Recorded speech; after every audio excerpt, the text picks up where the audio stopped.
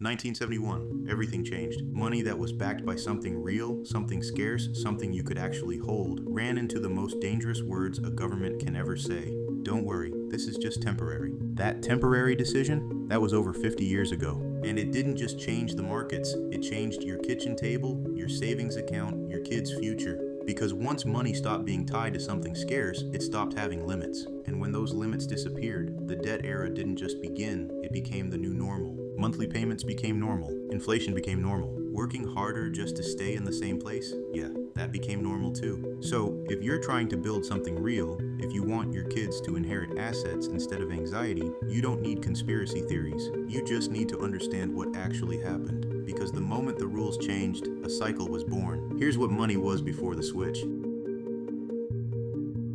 Before 1971, money wasn't just paper. It was a receipt, a claim check. That dollar in your hand was a promise that you could exchange it for something real. And that one little detail, it kept the entire system on a leash. Under a true gold standard, the paper wasn't the money. It represented the money. A country would say, this note equals a fixed amount of gold. And that promise did something powerful. It put a hard limit on how much money could be created. Because gold is finite. You can't print gold. Gold doesn't care about elections. Gold doesn't bend during emergencies. So if a government wanted to create more money, it had to get more gold, or admit it couldn't. Restraint, that's the part people don't appreciate until it's gone. Here's where things start to break down. Wars, bank runs, recessions, moments where governments want to move fast, spend fast, stabilize now. But gold is slow. Gold doesn't scale on command. So historically, nations started doing something that seemed harmless at first. They would suspend the promise, temporarily. And when temporary becomes a habit, the system stops being a rule. It becomes a suggestion. After World War II, the world tried a compromise. Not every currency would be backed by gold. Instead, the world anchored to the US dollar, and the dollar was tied to gold. So the dollar became the center of gravity. But this created a pressure point. Because if the whole world treats dollars like gold, then the US can't just print unlimited dollars, not without breaking the promise. And by the late 60s, the math wasn't mathing. And then, 1971. Countries were holding huge amounts of dollars, and they wanted their gold. But there wasn't enough gold to honor every receipt. So in 1971, the US closed the gold window. Translation, your receipt was no longer redeemable. And when that happened, money changed shape.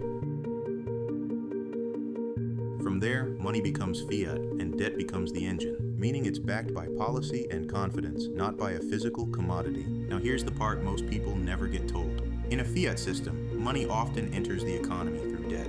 Banks issue loans. Those loans create new dollars in circulation. So instead of money being constrained by gold, money expands through credit. And when debt becomes the fuel, you start to see the same patterns everywhere. Prices rising over time, asset bubbles, payment culture, just finance it thinking. Families borrowing against tomorrow just to survive today. That's the modern debt cycle. And this is where households feel it. This is why it feels like you're doing everything right and you're still behind. Because when the value of money declines, your savings lose power, your paycheck buys less, and the gap gets bridged with credit. Over time, debt becomes a lifestyle requirement, not a tool, and that's how cycles become generational. Not because families are weak, but because the system is literally built to pull the future into the present and charge you interest for it. So how do you break the cycle? What do you do with all this? You can't control the monetary system, but you can control your household foundation. At LVF, we teach 3 pillars. Liquidity, so emergencies don't automatically become loans. Protection, so tragedy doesn't erase decades of progress. A plan, so you're not outsourcing your future to chance. Legacy isn't luck, legacy is built. And breaking cycles doesn't start with some hustle slogan. It starts with structure. It wasn't just history, it was the beginning of a new normal. If you want your family to win in this system, you don't need to be angry, you need to be prepared.